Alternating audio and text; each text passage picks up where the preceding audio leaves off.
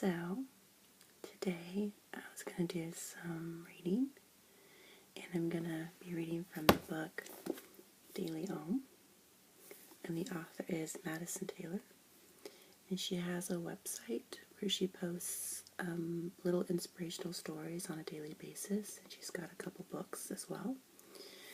So, if you haven't ever come across Daily Om, I would highly recommend checking it out if you like inspirational stuff.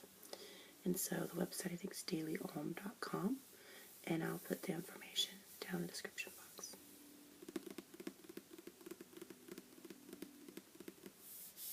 Got a nice cover.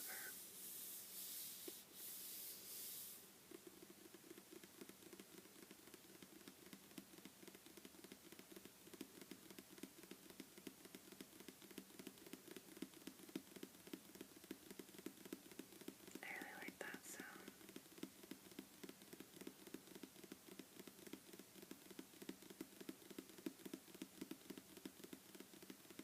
Okay.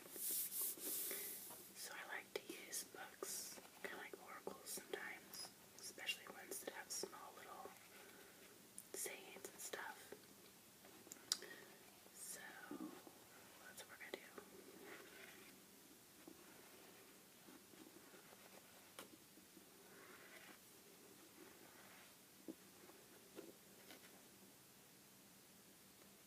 Okay. So this is page 113. And it's called Gut Response, in Touch with True Emotions. So often emotions we long to express get stored in our bodies instead. The space where this most often happens is our bellies. Rather than telling people or even ourselves the way we truly feel, we may stuff our true feelings deep inside of us, where they take up space until we are ready to let them go. Holding our feelings in our abdomen may feel like a safe response since we do not have to deal with them, but doing so can actually be detrimental to our emotional well-being and physical health. One way to connect with and release your emotions is to do a focused exercise with your abdominal area. Take a moment to center yourself with some deep breathing and quiet meditation, relaxing your body fully and turning off the chatter in your brain. With your right hand on your belly, tell yourself 3 times, "Please reveal to me my true emotions." Listen for the answers. Repeat the exercise as many times as you would like, allowing yourself to drop deeper into your body each time.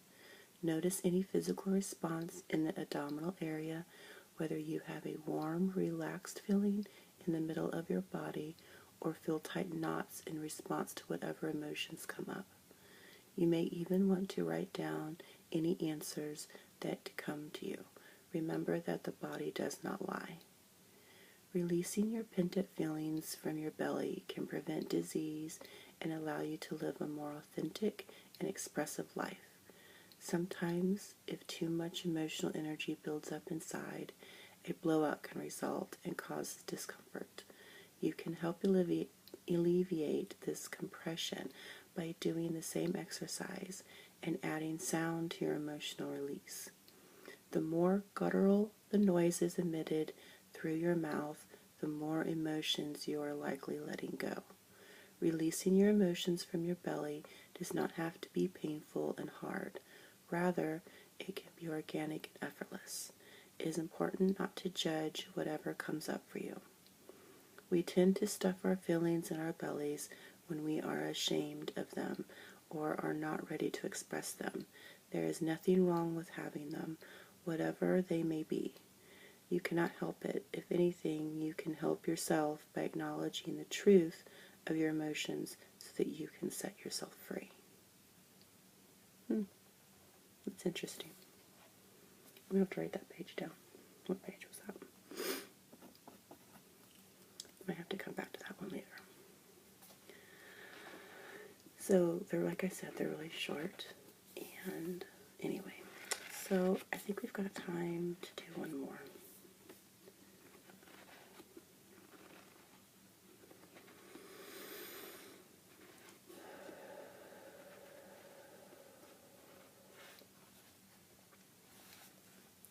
Okay, and this is page 145. Again, I'll put it down in the description box. This one is Power in Honesty, Staying True to Your Word. Promises are easily made. Keeping them often proves more difficult, because when we are pressured to strive always for perfection, we find it simpler to agree to undertake impossible tasks than to say no. Likewise, there is an infinite array of circumstances that conspire to goad us into telling falsehoods, even when we hold a great reverence for truth.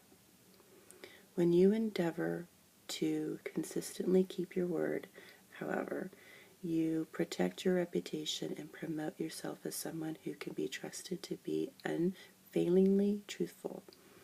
Although your honesty may not always endear you to others, for there will always be those who fear the truth, you can nonetheless be certain that your integrity is never tarnished by the patina of deceit. Since frankness and sincerity form the basis of all life-enriching relationships, your word is one of the most precious and powerful possessions.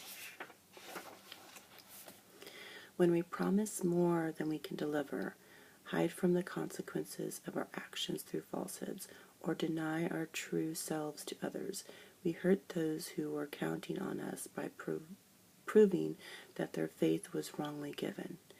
We are also hurt by the lies we tell and the promises we break. Integrity is the foundation of civilization, allowing people to live, work, and play side by side without fear or apprehension. As you cultivate honesty within yourself, you will find that your honor and reliability put people at ease. Others will feel comfortable seeking out your friendship and collaborating with you on projects of great importance, certain that their positive expectations will be met. If you do catch yourself in a lie, ask yourself what you wanted to hide and why you felt that you could not be truthful. And if life's surprises prevent you from keeping your word, simply admit your error apologetically and make amends quickly. Since the path of truth frequently represents the more difficult journey, embarking on it builds character. You can harness the power of your word when you do your best to live a life of honesty and understand what motivates dishonesty.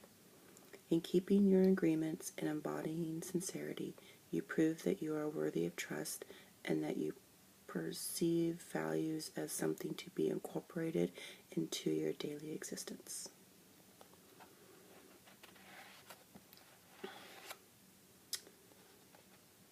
This next one, actually, I've heard about. It's our time. We'll do one more. I like this next one, too.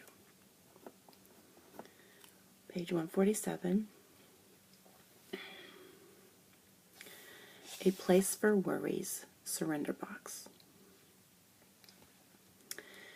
There are times when our minds grow too full. Our heads may become so crowded with our to-do lists, worries, plans, and dreams that we do not have room to think. We may believe that we are somehow taking care of our desires and concerns by keeping them at the forefront of our minds and maintaining our mental hold on every detail. However, we may actually delay the realization of our dreams and the resolution of our worries because we do not let them go. At times such as these, we may want to use a surrender box. A surrender box allows us to let go of our concerns and desires so that the universe can take care of them for us. We write them down, what we want or need to happen, and then place the note into a box. By doing so, we are taking action and letting the universe know that we need help and are willing to surrender our feelings. We give ourselves permission not to be concerned with a particular problem any longer and to trust that the universe is taking care of it. You may even want to decorate your box and keep it in a special place. It is a sacred container for your worries and desires. By letting go of them and dropping them into your box, you are giving your burden over to a higher power. Once you do, you free your mind so that you can be fully present in each moment. Surrendering our fears and concerns and placing them in the hands of the universe does not mean that we have given up or have defeated. Instead, we are releasing the realization of our desires and the resolution of our worries and are no longer concerning ourselves with their outcomes. It is always fun to look back and pull the slips of paper out of the box once our requests have been granted. And it is amazing how quickly problems go away and dreams come true when we finally let go and allow a higher power to help us. Okay. So in a reasonable amount of time, I can get about 3 read. Okay. Well, either you found the content interesting or just me reading was comforting, whichever. I hope you enjoyed, and I will again put the pages, numbers that I read from the book in the description box, and a link to her website as well. Other than that, I hope you're doing well, and I'll see you soon.